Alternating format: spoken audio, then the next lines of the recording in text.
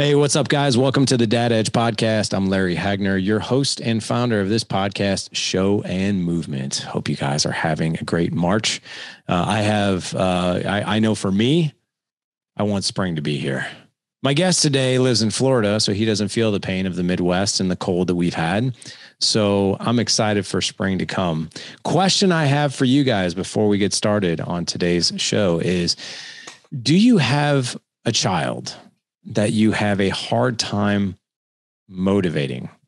Or do you have a child that maybe you feel challenged because there might be some laziness that you're dealing with? Or maybe there's even abusive or violent behavior that's going on, maybe even lying and stealing. And you just don't know what to do as far as consequences go and discipline goes. And maybe you're even feeling a little lost. Well, guess what? Number one, welcome to parenthood. Right. I think we all deal with that to some degree, but whether you have a child that is challenged with some of the things that we mentioned from just a little bit to, oh my gosh, this is like a full blown 5-alarm fire. My guest today will have some answers and strategies for us. He is Kimball Lewis. He is the owner and CEO of the Total Transformation Parenting Program. And it's geared for parents of children from between the ages of 5 to even 25.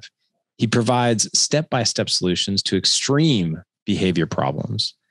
And he is also a child behavior improvement expert with years of experience working with parents who are desperate to improve their child's behavior. Also, he's a father of two boys. He is also married. He's been married for 21 years. He actually homeschooled his boys, and he is also, you probably have seen him on CBS News because he is a frequent interviewed guest because of all the parenting advice and all the number of topics that he can speak to on this topic. So pretty cool stuff.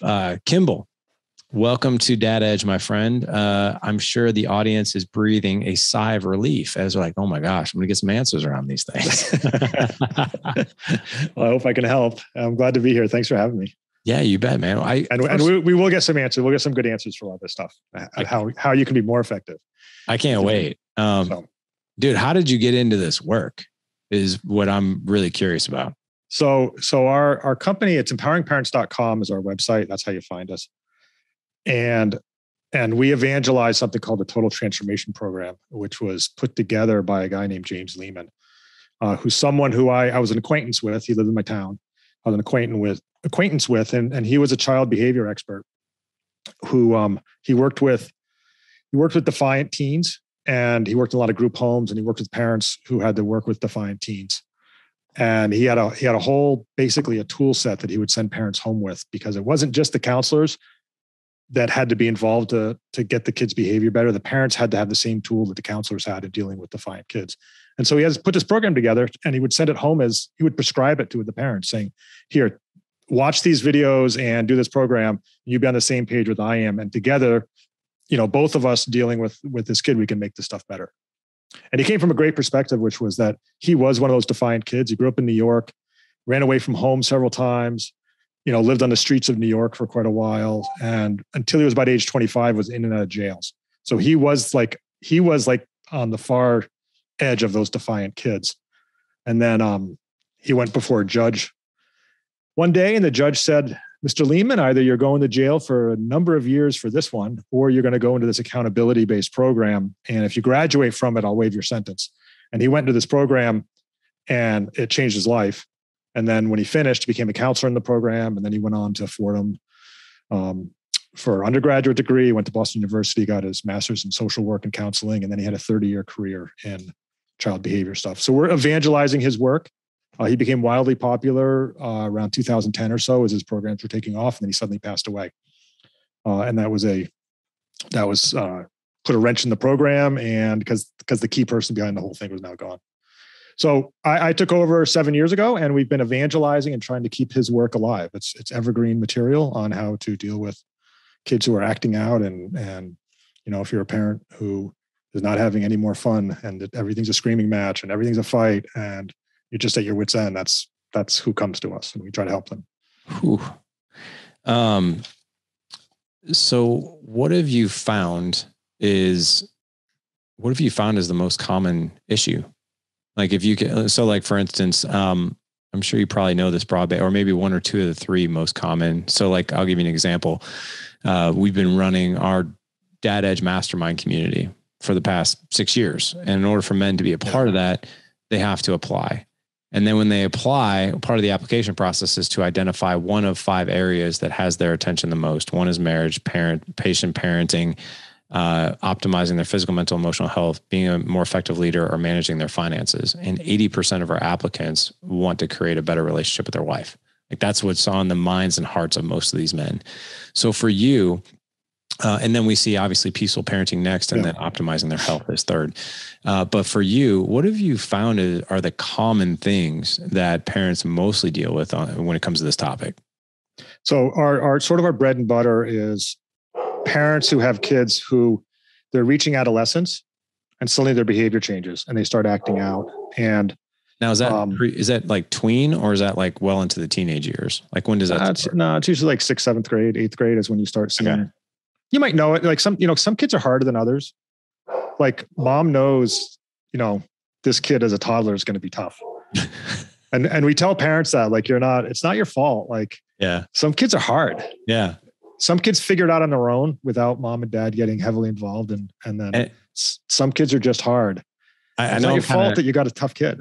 Right. I know I'm kind of jumping around here because I'm asking you questions before you actually fully answer the one we talked about first, but I'm very, very curious.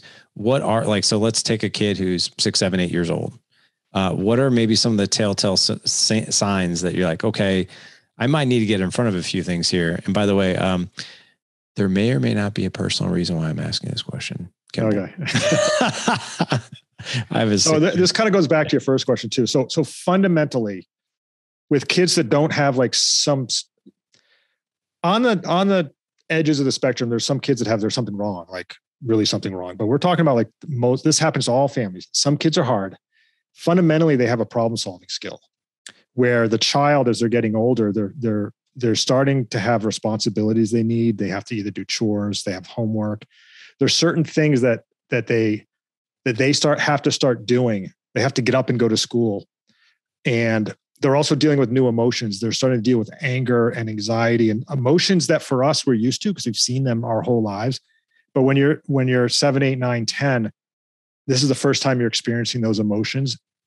And anger, for example, is a good one. Anger, we think of as an emotion. It's a problem to be solved. We're all going to get angry. The question is, what do you do when you become angry? And kids that start acting out, what they don't have is good problem solving skills. They don't know how to solve the problem of I'm angry. And they solve that problem by acting out or yelling and screaming or throwing things around to help solve that problem. Or if they don't want to do their chores, they'll argue and scream and yell. And very often we find what parents end up doing is it's not worth the fight. You've worked all day, you come home, you're tired. You'll just do it instead. You don't want that fight anymore. It's not worth it. It's easier for you to do the chore yourself. And for the kid, that yelling and screaming worked. So it's a problem solving skill. And the problem is that with parents, it often works. It's a terrible life skill to learn. It's not a good problem solving skill to go into the real world where people won't tolerate those things. And then as life gets more complicated, your acting out has to become more and more in order to deal with those issues. Mm. So it's fundamentally kids that are acting out all the time. They're facing some kind of problem and they don't have any effective way to deal with it. Wow. And other than to act out. Okay. So that's the fundamental thing behind it. And there's lots of different, what we call problems. There's like emotional problems of dealing with anger, anxiety, frustration. Like I used to get really frustrated as a kid. Like I used to do models and stuff. And if it did, like I would smash my models because you know what I mean? Like you'd get frustrated. Like you have to learn how to deal with frustration. Like I would throw my math book across the room, but like it was frustrating. You learn to deal with that stuff. And some kids learn to deal with it better than others. Some figure it on their own and some need help from their parents. So there's also kids start having social problems. Also, they don't know how to deal with when other people are angry at them. They don't know how to deal with, some kids don't have good social cues and they don't realize it, but they might be like pissing their friends off or their other kid, like they don't know, like, and then those people get angry at them and they don't know how to deal with it and they start acting out. So there's a whole bunch of stuff around, they there's a lot of problems in life, and your problem starts when the alarm clock goes off in the morning and you have to get out of bed, like, 'cause you don't feel like it. So, and when you can't solve those things effectively and develop what I would just call life skills, acting out is a way to deal with it. Interesting.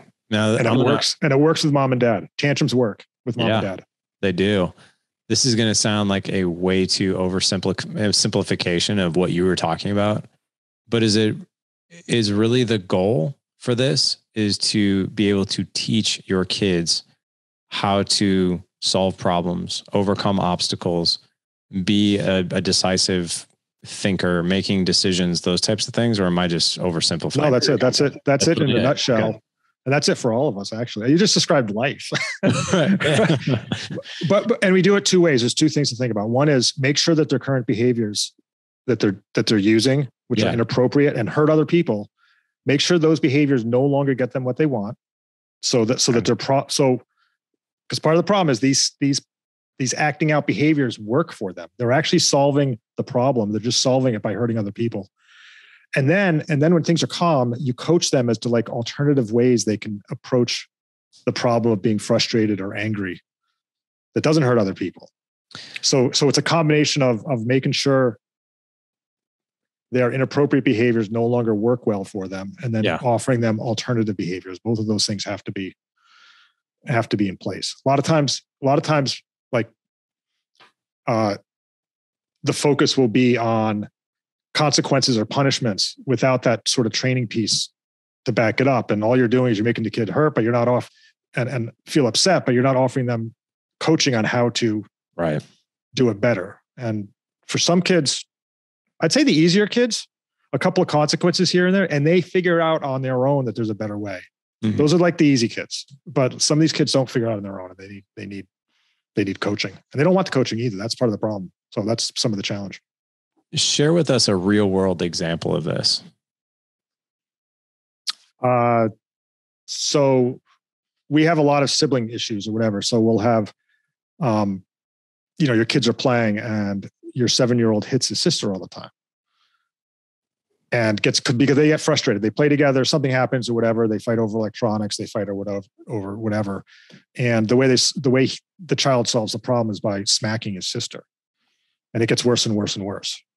Or we have a lot of parents come to us where the kids are punching holes in the walls, because they don't want to do their homework. They don't want to go to school. They don't want to do whatever. So those are sort of the real world applications of these things. And the parents come to us, how do I deal with this? Mm. And one of the most common thing is just constant fighting, constant arguing. Do people identify the constant arguing as like, well, I'm just raising a strong-willed child? Or is that too oversimplified? You bring up a really good point in the strong-willed child, because the good news, we tell parents this, is that a lot of these kids that are defiant and fight back and don't like your rules are independent and strong-willed. Yeah. Which is good and bad, right? Which is good and bad. There's a meme out there. We sometimes send this out to people, which is that, it's a mom saying, I want my child to grow up to be independent and strong-willed, just not while I'm raising her. That is so true. Right. So, I mean, Steve Jobs famously was oppositional defiant kid. Mm-hmm. He channeled it well. Yeah. So are a whole bunch of people in prison. If you learn to channel it effectively and turn that thing that made you a difficult child that's just unique about you, if you can channel that into productive things, you can end up in a really good place. The people that make things happen in this world are the people who sort of buck the trends and through force of personality make things happen. But they also end up in big trouble if they don't channel that well. So let's take a scenario. Let's take a scenario where maybe your 10-year-old, 11-year-old, constant missing assignments, and they just look at you and they're like, yeah, I'm not doing my homework. Be like, well, I'm going to take your phone away until you do. Fine. Whatever.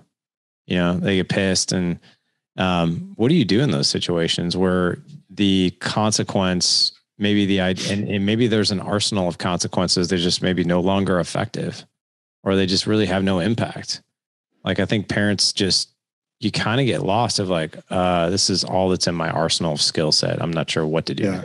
Yeah. So that's when we have, so we have this program that we offer, but we have coaching, parent coaching also. And what our coaches do, they'll work with parents on coming up with what are effective consequences for your child. And so there's a few things to say on that. And one is sometimes the problem is that, not the problem. Just think of it this way. Your consequence needs to be of consequence to the child. So it has to be something that matters to the child. And so very often a consequence might not matter to the child that much. So you have to find something that actually matters to them.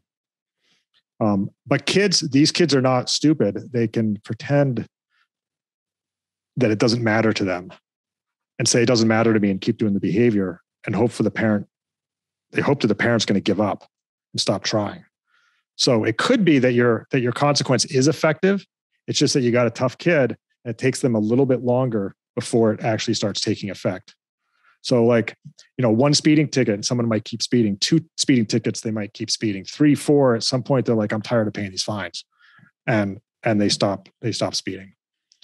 So, and we tell parents that it's not up to you whether your child behaves. You can't make a kid behave if they don't want to. What you can do is set up consequences so that there are actual consequences of them not behaving. They lose their electronics. Something happens to them that's of value to them, but they still have a choice in the end. So we say that you can bring a horse to water, but you can't make him drink. As a parent, through consequences, you're trying to make your child thirsty.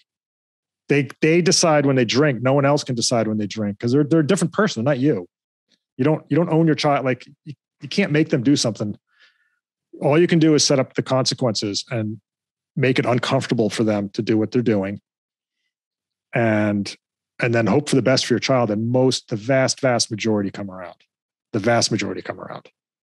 And most of the parents who come to us, their child's not the one that will never come around. That's usually not the case. So I have never heard that analogy. Bring a horse to water, but you can't make him drink.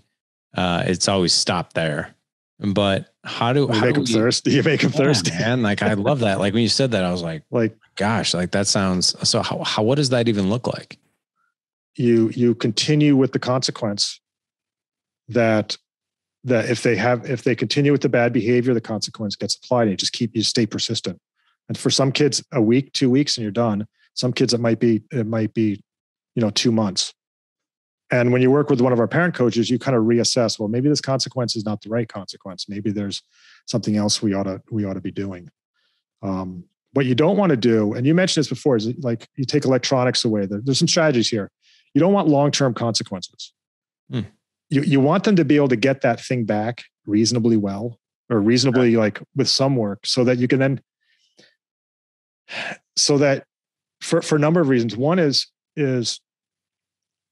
you want to be able to take it away again if they do something wrong. Like you can bankrupt your child. Like if you take everything away for like months and months and months, they have no incentive to behave better because they've lost everything anyway. They have nothing to lose anymore. So you have to keep in mind that you want your child to earn back that thing. You're rooting for them. You want them to. So we recommend short-term consequences that are task-oriented, like they have to do something to get that thing back, and make it reasonable for where they are in their sort of development phase, and get it back so that then you can either take it away again, and they've also seen some success.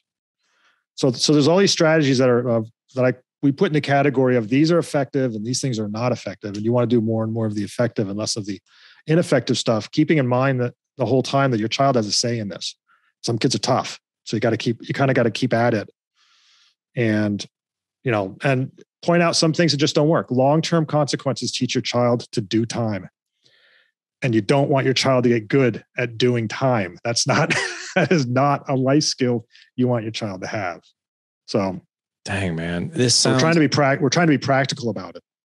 It sounds so simple. And what I mean by that is refreshingly simple. Like everything you just said makes total sense, because I think sometimes, and I know, like parents can be so pissed and so upset and so hurt. I used to do this kind of stuff in the past. Yeah. where I would lay down a consequence and I'd be so angry about it. I wouldn't like lash out and get crazy with my kids, but I would show my anger through the consequences. And meaning like I would take away like my kid's phone, right? Cause he just did whatever, right? I'd be like, hey man, like your phone's mine. And then they'd go to get on PlayStation. I'm like, well, I'm taking that away now too. And then they'd be like, well, can I do this? I'm like, no, I'm taking that. Can I go out with my friends this weekend? Nope, that's gone too. And my wife pulled me aside one day and she's like, you can't take everything away from them. Like you can't. Like the punishment has to fit the crime. And you can't, once you've laid down, she's like, in my personal opinion, once you've laid down the consequence, you're really just making them suffer by you're just adding more and more in the future as they ask for more things. And in my mind, I'm like, no, they need to feel more pain, feel more pain. And basically what you just told me, I just had this light bulb moment. I'm like, I'm glad I don't do that anymore because I haven't done that in quite some time. It's like, hey, here's the punishment, here's the consequence, and there you go. But I used to do that. And I never thought of it in the kid's mind of like, well, now I have nothing. So what more is there? Now I'm just going to cause more chaos. Yeah. But that makes total sense to me. What are your thoughts though on that rule of like the punishment has to fit the crime? I would caution you, say that we have this saying, we don't want to punish our kids. You can't punish your child to good behavior. And we're not looking to punish them. The best consequence is they learn something through the consequence. And what we want them to learn is we want them through the consequence, ideally, to practice better behavior. So like if your son's smacking his sister, the consequence would be you lose your phone for 3 hours or whatever it is that they want, like, electronics or whatever. And and you get it back after 3 hours automatically. But during those 3 hours, you can't smack your sister. I don't want any yelling or anything. You have to behave yourself. And if you don't, the clock's going to start all over again. So in this consequence, they have to practice self-control for 3 hours. Then they get their phone back. And then you give it back to them happily. Hey, nice job. You did a good job. Like your sister, I know she annoyed you a little bit and you walked away and whatever. So you explain to them, like, you did a good job on this one. Here's your phone back. And fully expect you're going to go through it again, because they don't learn these better problem solving skills. They don't learn to deal with their anger and frustrations overnight. It's sort of going to be a process. And when you come to us and the parents are coming to us, they're not coming to us for the first time. They're coming to us because this is a pattern of behavior. And that's actually a good thing, because you should be able to, and we tell parents this, have this all planned out in advance, what's going to happen the next time your child doesn't do their homework or doesn't do whatever. And then you're not angry anymore. What you're doing is just going into execution mode. You're executing your plan as to when that happens. And when you do this, it's remarkable. Your blood pressure goes down, everything goes down. You're just executing a plan, and you kind of do it dispassionately. You don't like yell and scream, and sometimes you do. I mean, you try to avoid that, because like, okay, you didn't do your homework, no electronics until your homework's done. And then you move on from that. And and when things are quiet, you help them, you're having a hard time with your math, or you're not getting your homework done, or you're getting distracted. How can I help you with that? Or I have some ideas, and we have a lot of practical parenting advice around that. Like the bedroom, for example, is the worst place in the world to do homework. If your child's having a problem doing homework, you put them in a public place where they're accountable, the kitchen table, where if they're on their phone and they're doing stuff or whatever, like everyone sees it. So you put them in a public place and then they get more work done.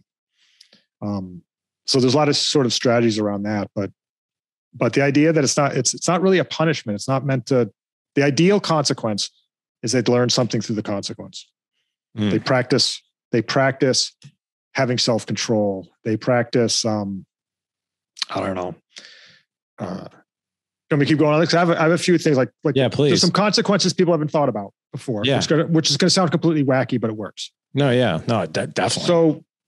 So a lot of parents come to us, their child stands in the kitchen and you ask them to do something and I say, F you, mom, right to their face. It happens all the time. Just swears right at them. And what's the consequence for that? Like you get angry or whatever, but if it's happening over and over again, you one of the plans you might put in place is like, look, there's no swearing in our household. And, you lose some privilege, or you can't go out on Friday night or whatever, but You can gain your phone or whatever that thing back once you've written me a letter explaining to me, write a letter, handwritten letter that says, swearing is not appropriate in this household. We don't swear in this household. And the next time I get angry at you, I'm not going to swear. I'm going to do this. And maybe it's a bullet point of things. And you can help them with the letter, but they don't get their thing back till they've written this letter. And if it's a 13-year-old kid, they're going to think this is the goofiest thing in the world. But Sure. they don't. The consequence sticks until they've written this letter, and it reestablishes a few things. One is there are rules in this household, and here are the rules. Because they've written it out, I broke this rule. And then there's also, and this is part of the training thing, is the next time I get frustrated with you, I'm going to do X, Y, and Z, and you actually spell it out in the letter, and you have the child write it out. And they're going to roll their eyes, which is fine. We can tolerate eye rolling, just ignore it. But they don't get their phone back, or they don't get, something happens to them until they've written that letter, and they're going, I'll just write the letter. And they finally write the letter and they hand it to you. And they've written it. They've accomplished the task. And the next time you might have to go through it again. And they understand there's a rule, and they've actually written the words down as to what they're going to do next time. And it will actually get easier for them to behave better or to walk away instead of swearing in your face, which is what we want. We want them to behave appropriately. Like that's a bad thing. Verbal abuse is a terrible thing. Sure. It's better when they get to the edge, when they want to say that to mom, that they just walk away and they just, right. I need my time. So that's the type of thing that actually works. It's task oriented. The consequence sticks until they've completed the task. Mom, you don't want to get angry when you get angry if your kid swears in your face, right? You take it personally or whatever. And, we view that as and we tell parents it's a behavior problem. It's personal. It's a personal attack on you, but don't view it that way. View it as an immature child who doesn't know how to deal with being angry, taking it out on the person who sets limits on them, which they're supposed to do. And don't take it personally. It's a behavior problem. You want their behavior to improve. And so those are some of the suggestions, or even putting the rules of the household on the refrigerator. That's also another thing which is really helpful for these kids. Just making sure that they have a constant reminder of what the guardrails are. Yes. Okay. Yes. Sometimes they don't know, but often they do. And you would expect them to know that you don't swear at mom and dad, but it's nice to have them. It's nice to have it written down. And for a couple of reasons. One is it sets this culture of what we call a culture of accountability in the household, that this household has rules. Like it's not anything goes in this household. The household has rules, and here they are. And it's not a list of 30 items. It's like 5 or 6 or 7 basic things that we don't swear at each other. We don't do electronics till homework's done. It's sort of a few key rules of the household. We don't punch walls and break stuff in this household. Got it. Okay. And it's nice to have the rules written down, because then when you apply a consequence, the consequence is you have a consequence because you broke a rule in the household, and those are the rules on the refrigerator. It's the rules. It's not me arbitrarily deciding. It's not a battle between Larry and Kimball. It's a battle between you, the child, and the rules. Like you broke the rules, and I'm just enforcing the rules. So the rules are sort of like this separate entity that you need in the household. And some kids they need that. They need that reminder. If there were no speed limit signs, and it's up to the police officer's kind of discretion as to what speeding is, that would result in some serious arguments every time someone gets pulled over. The police officer wants the sign to say what the speed limit is, because they just go, well, the speed limit's 65 and you were going 80. Like, that's why you're getting your ticket. The speed limit's 65. It's not me. It's the speed limit 65. So you sort of accomplish that in your own household with these kids. It's not me. It's the rules. These are the rules of the household. That makes total sense. So being very, very clear about what the guardrails are, what the rules are. It's interesting. I'll just run this past you real quick. So I have a 14-year-old who, great student. He's an A and B student. The funny thing is I don't think his school actually challenges him enough. He barely has to study and he makes good grades. I mean, like when I ask him, how's school? Boring. and he makes great grades. I'm sitting there thinking like, man, I just wonder if you need to be challenged more, right? Every now and again, I would say probably once a month, there's a missing assignment that pops up in his thing. And this is a totally separate issue, but this one blows my mind. I don't know how you were raised, but this is how I was raised. The assignment's due Friday. If you don't turn it in, you get a 0. My kids, and I've talked to other parents, and the other public schools are like this, which I think it's a terrible thing to teach. Oh, you don't have it done today? That's okay. Go ahead and turn it in on Monday. And Tuesday's fine too. No big deal. Just go ahead and turn it in when, it's fine. And that blows my mind. And I tell my boys all the time, I was like, that is not how the real world operates, my friend. I was like, so in other words, if you own a business and you do not, come through with your promise to your customer, you're fired, and that customer will go find somebody else. Yep. If you have a report due to your boss, if you work for someone on Friday and you're like, hey, I just didn't have the time, I'll get to you Monday, that ain't going to fly. You might lose your job. I was like, so that's not how the real world works. And I don't care what your teachers say. In our house, the rule is this: your assignments are turned in on time. If I go to your dashboard on your computer and I see that there's missing assignments, there will be a consequence. So, and that's usually a 24-hour stint away from your electronics or phone, right? Which is the most meaningful thing in my 14-year-old's life right now. Yeah. Yeah. So, I found out the other night, I'm like, hey man, I was like, do you have any missing assignments? He's like, yeah, I got one, but I can't turn it in anymore because now it's too late. And the teacher just kind of told me that, it's not too late. So I can't do it anyway. I'm like, okay, well, unfortunately you have to relinquish your phone for the next 24 hours. And he's like, wait, what?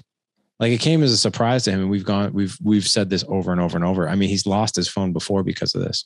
He's like, but I can't do it. He's like, it's not like I can go complete it and then get my phone back. I was like, yeah, I know, it's kind of a bummer. I was like, so, but in this house, your homework assignments are like your word.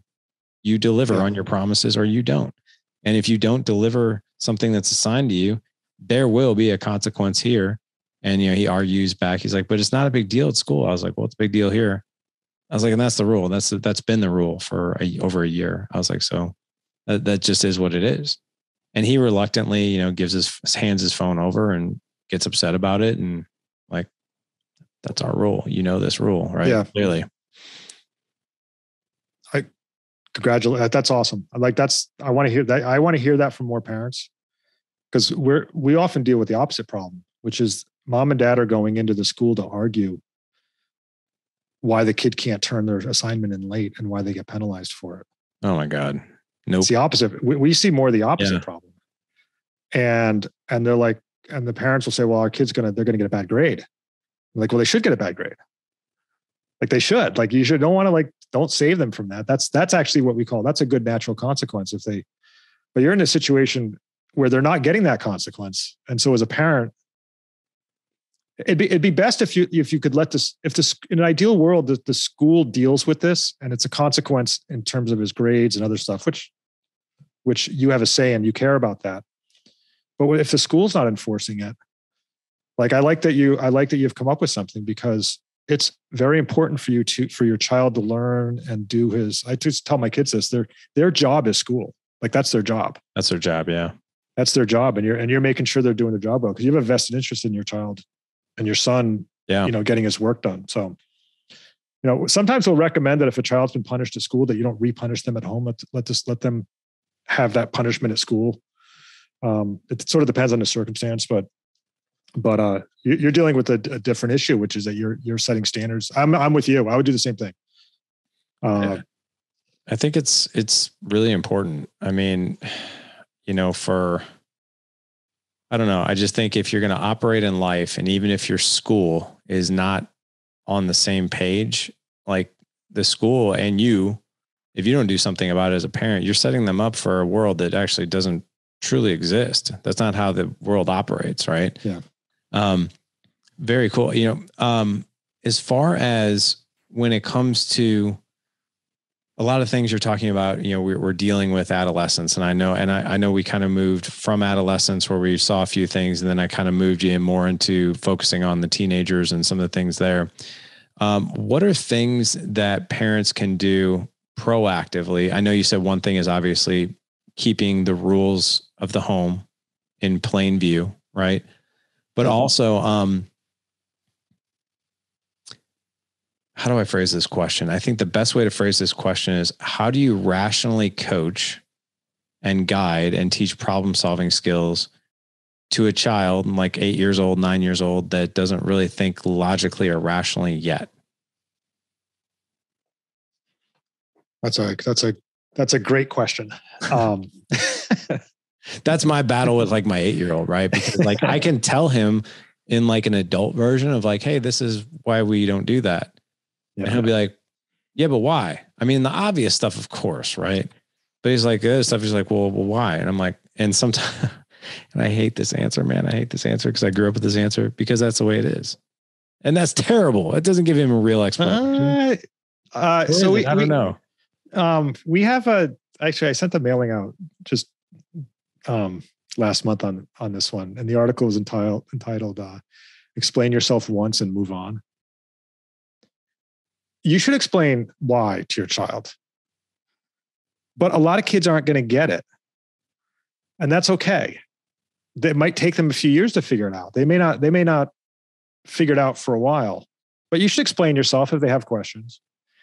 But it's not your obligation for your child to understand why you're doing it. It's okay to explain it. They may or may not get it. They may disagree with it.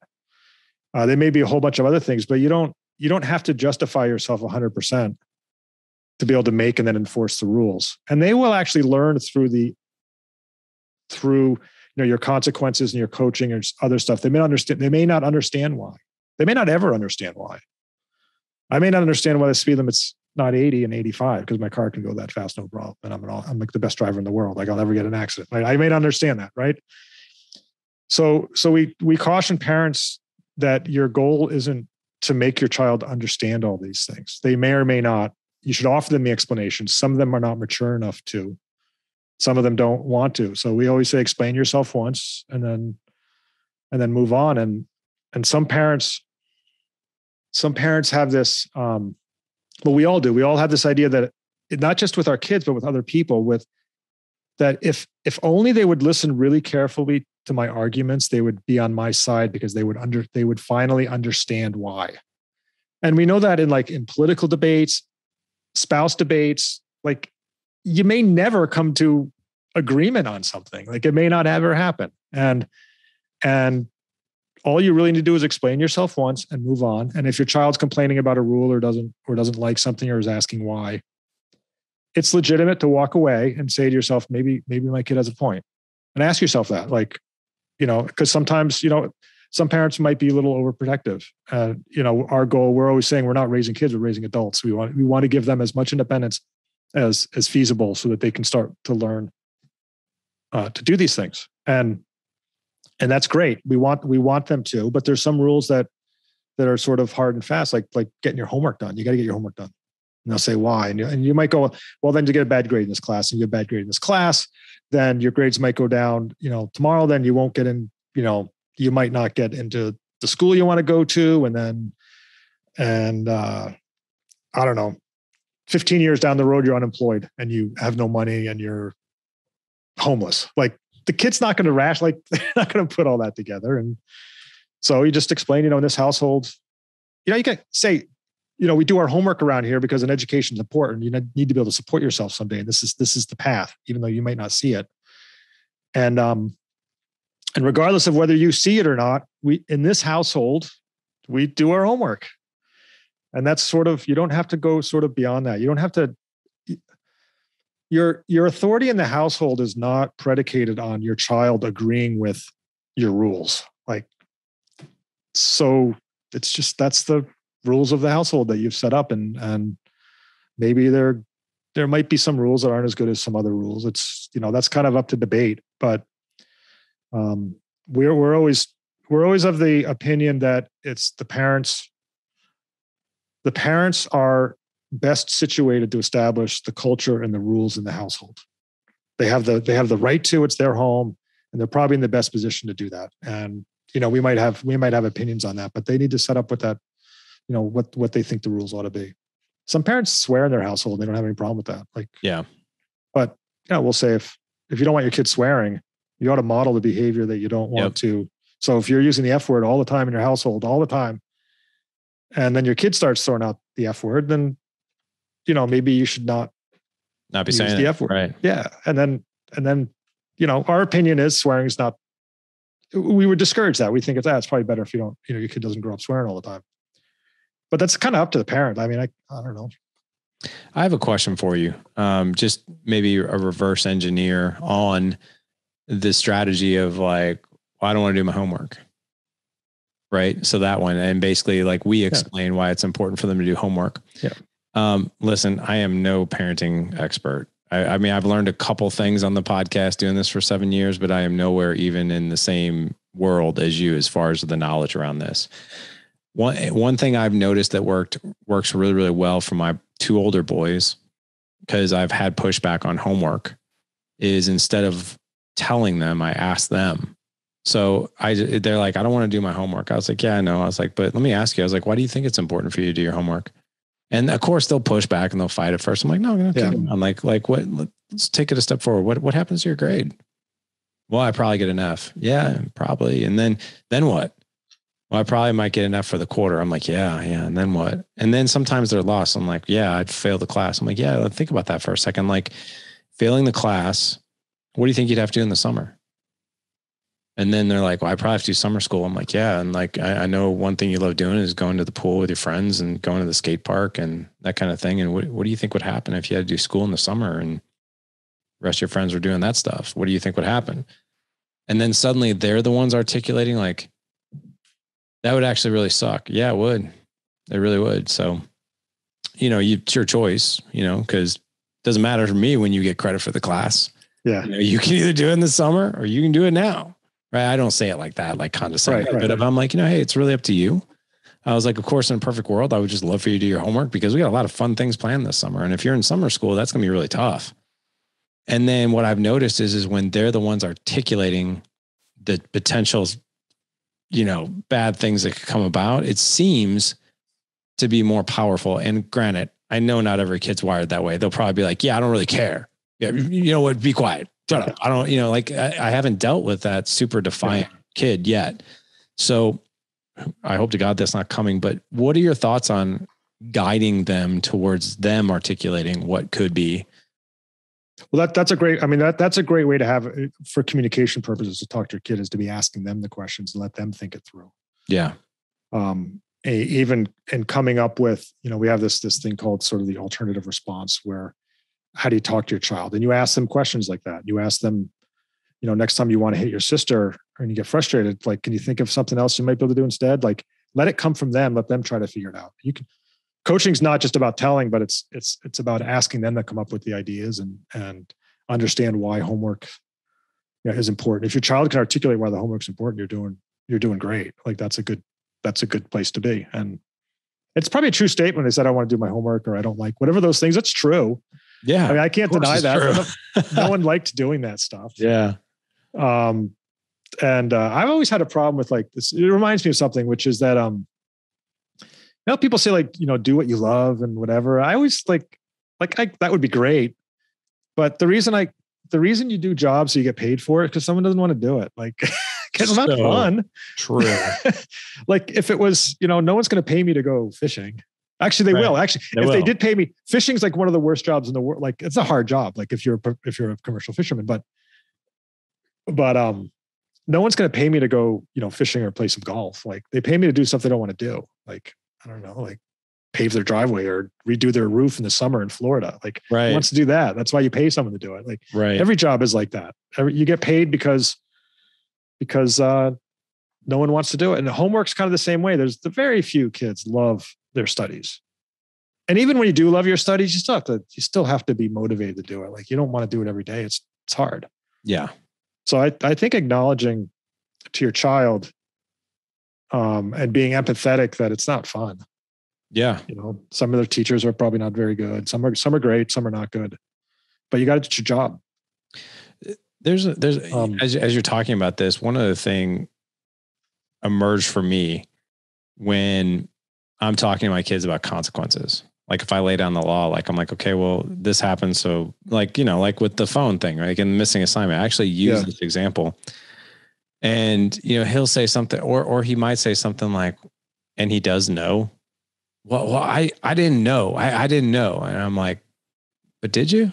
Like, that's a long way to say, like, listen, sometimes, whether you are conscious of the fact I'm doing something wrong or not, it doesn't matter when it lays down the law. So there was a time, this was in 2020, I got pulled over by this cop. We were on our way to like a float trip with the kids, van full of kids. I was going 50 and a 35. Hey, I thought I was going 50 and a 50. Like literally, like, so I'm in this small town in Missouri. We're going to this river where we're going to be doing floating.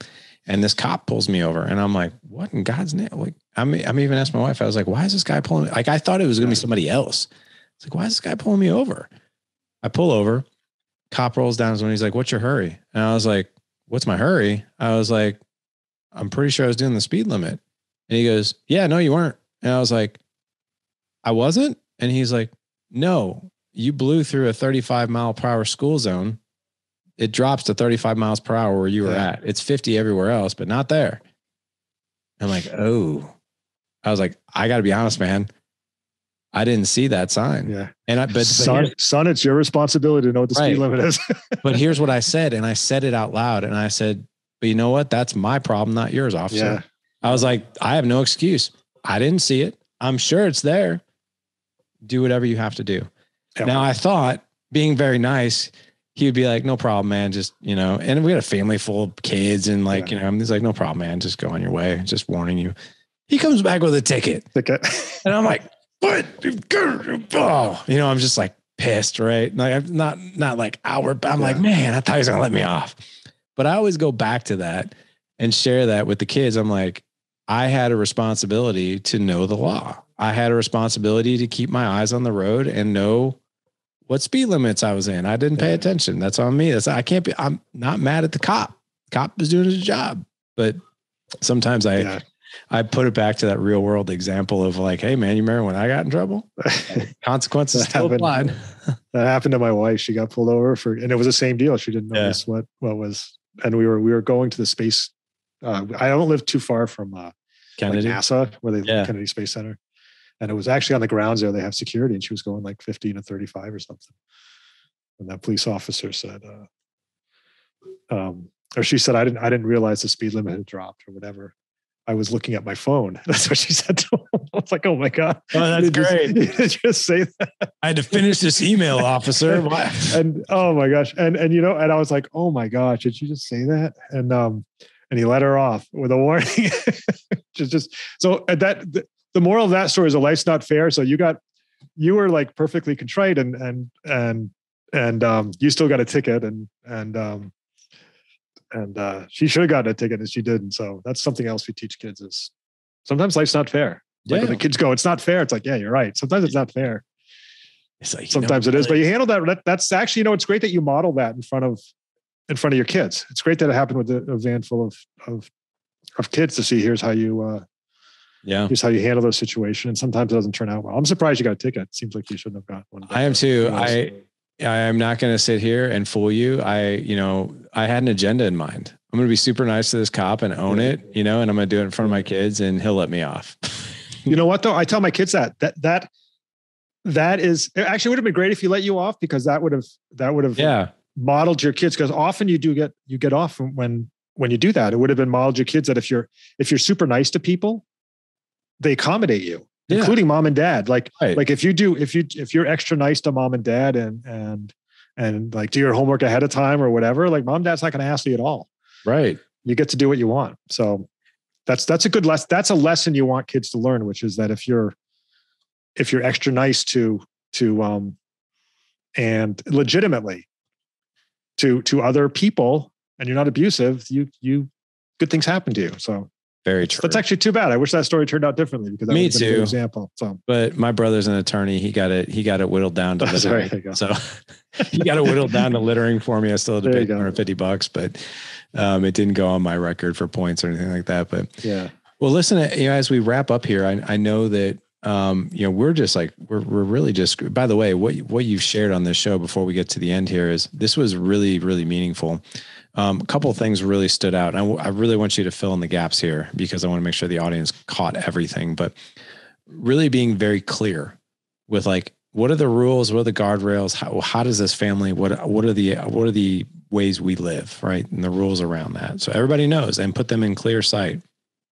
The consequences, taking away everything is definitely not the answer because then the kid's like, hey, I have nothing to lose. And then it sounds like also being able to earn back perhaps the thing that was taken away in some way, shape, or form.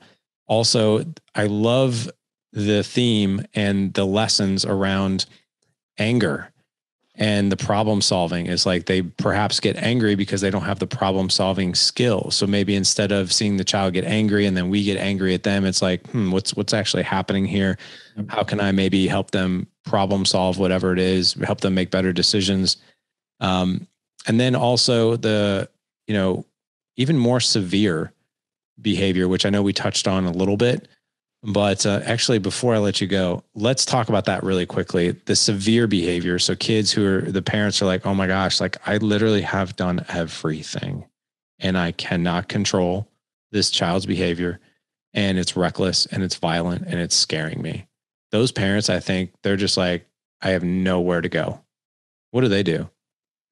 So if you have what we would call an oppositional defiant child, so there's a couple things. One, if your child's only that way with you, but in the real world with other authorities like the police or school systems or whatever, they're okay. Then you have an issue between, as a parent and a child, the authority problem within your household. Okay, that's more easily solvable. Okay, if you have through sort of that's why this program that we have, the Total Transformation Program, exists, because for those kids, you need a comprehensive approach from A to Z on how to handle basically everything with regards to this kid to get them to line up. It's not like one or two things are going to do it. You need to take an entire differently approach to that kid. But if the kid is defiant with everyone, like they have huge problems in school, they have huge problem with any authority whatsoever, then you have what we call an oppositional defiant kid. And it's a different approach with them. It's still the same consequences and stuff, except that you have to make sure to set your expectations, which is that the goal is not necessarily the child's behavior is going to change a lot, but that there's always a consequence for it and they're feeling it. At some point, they're going to have to change. And the other is you have to start taking defensive measures so that your spouse, and the siblings in the household are not damaged by that kid. It's not fair for that kid to ruin everyone else in the family. Very often there'll be siblings. Siblings are for these kinds of kids end up, being heavily abused, and it's a terrible environment for the kids. So you have to start arranging things in a way that you minimize the damage that this kid can do to everyone else in the household. And then you may need to get some extra professional help. You may need to call in the authorities at times. Like a lot of parents come to us, they're scared of their kids. They have a 14-year-old kid who weighs 210 pounds and is 6 feet tall and is violent. Like that's not something to be taken lightly. And you may need to figure out how to engage, authorities. And sometimes it's going to the police ahead of time saying, look, I'm scared of my kid. What do I do if XYZ happens? And you put plans together as to what you're going to do when violent behavior happens. Have a safety plan in place. So things like that. This gets pretty extreme. Luckily, this is on the fringes. It doesn't happen quite as much, but when it happens, it's really hard. It's actually heartbreaking. Maybe go ahead. Sorry, I thought you were done. Because it's not easily solvable. Yeah. But what you do is you need to protect yourself and the other people in your household. You want to get that kid the help that they need, but a lot of times it takes a while for that to come around. So just out of curiosity, that's not most cases, which is thank God. Yeah, which this is my question. Yeah. And I probably live in a naive world, but what are the, what percentage of households do we see with that type of extreme behavior? They all we get messages like that every day. Like we have, I don't know, we have like a chat. You can leave messages on our website and other stuff. And, we get like dozens every day of people that are in that situation. So if you were to say like, hey, it's like 1 in every 400 houses or something like that, 1 in every 400 I don't know what the exact numbers are, but it might be more common than that. It could be 1 in 100. Got it. Okay. it's a really hard place to be. We have an entire program called the ODD Lifeline, which is how do you deal with an oppositional defiant kid. Yeah. And one thing I'd like to leave this with parents as well is there's hope in all of these cases. And we urge parents to view these as behavior problems and not take it personally. It's really hard not to. But when you take it personally, your heart will harden in a way that it's hard to forgive your child who has poor problem-solving skills. There's a whole bunch of reasons that you want to focus on it as a behavior problem so that you don't hate your child. Because this stuff can get you to really dislike your child, not like your child, hate your child. And it's hard to come back from that. So especially if the child starts improving, you have to be able to forgive them for what they've done in the past when they didn't know what they were doing. If you want to have a relationship with your child, and I think most of us do. Wow. So that's why we say over and over again, it's really hard to do, but don't take it personally. It's a behavior problem. Even though we're saying, I hate you, mom. You're an effing this, effing that. I hate you. You've made my life horrible. Don't take that personally. It's a behavior problem. The kid's acting out because they don't know how to deal with their the challenges in life at this point. You have to offer them grace. The grace is a big thing. Like, grace is undeserved forgiveness. Your child doesn't deserve to be forgiven, but you forgive them anyway. And that's like, it puts you in a much better place because it allows you. So when you don't take it personally, you tend to react to their behavior more rationally and more calmly and more effectively. And you're able to accept your child back into your heart when they've really made you upset and angry and not like them. So anyway, that's a key thing for parents. We remind them, just, it's a behavior problem. Don't take it personally. It's easy to say. Yeah. Really easy to say. It's hard to do. Sorry about that. If you heard that ring, it can't, sometimes the phone comes through my computer. I don't know why. I don't even know how to turn it off. So, well, I'm going to take your phone away for an hour, and then if it doesn't happen, you get it back. You guys hear that? Kimball is laying down the consequences, right? How do I earn it back, Kimball? Like, you want me to turn off the notification? No. You earn it back by having it not disturb us again for another hour. Right. And get your phone back. Task-oriented consequence, short term. I want to make sure all the guys can find everything that you're doing. Where's the best place for guys to find you, your resources? This is great, by the way, and a much needed show. We've done, almost 900 episodes of Dad Edge podcast now over the past 7 years, and this was a topic we really haven't been able to hit upon because, quite frankly, Kimball, we haven't been able to find somebody to talk really well about this. So this has been a massive service to us. So thank you. But where can men find everything that you're doing? The best place is to go to empoweringparents.com. Okay. We have hundreds of free articles. I urge people to sign up for our newsletter, and we'll highlight an article every probably 2 to 3 times a week on these really practical behavior problems. And then if you're having a problem, we urge you to sign up, and you can do it from our website, empoweringparents.com. Sign up for the Total Transformation Program and start working through the program. It's online. You can start it immediately, and it's a comprehensive approach for dealing with these issues. And we're on Facebook and Instagram as well. So Empowering Parents will easy to find us there as well. You know what's so cool about this, man? And just a random thought. I remember growing up, and I wasn't a problem kid. I was actually a pretty good kid. I didn't get into a whole lot of trouble, but I had friends that, there's one dude that I went to grade school with. I remember just being like this crazy, problem constantly, and parents had no clue where to go. It's like, what do I do? Just send my kid to the hospital, a counselor? Yeah. Like if you think of the technology that's at our fingertips now and the level of knowledge and resources we have as parents now, it is unbelievable. Can you imagine rewinding the tape 30 years from today and we had this program? It would have been game changing for people. Yeah, there's a lot of resources out there, and you can, if you're, and I like this on your description of your podcast. If you're a lifelong learner, if you're willing to try to learn this stuff, there's a lot of people that have come before you that have been through these issues that you can learn from. Yep. and avoid. They say wise people learn from their mistakes. The truly wise people learn from the mistakes of others by listening to what they've gone through. You know what I mean? You don't have to, a lot of people have been through this, and that's what we offer. And that's what we bring, which is that we've seen this we've seen this so many times, and our program was put together by someone who was one of these kids. And there's, there's hope, and there's so many resources out there, like your podcast. There's a lot of resources out there. Cool. And that's of benefit to all parents. Amen to that, brother. Well, guys, not to worry. We're going to have all the links in the show notes. Empoweringparents.com. We'll have that in there. But what I want you to do is head on over to this show, because we're going to have resources for you guys, as well as our partner Bark, as I mentioned halfway through the show, to keep our kids protected.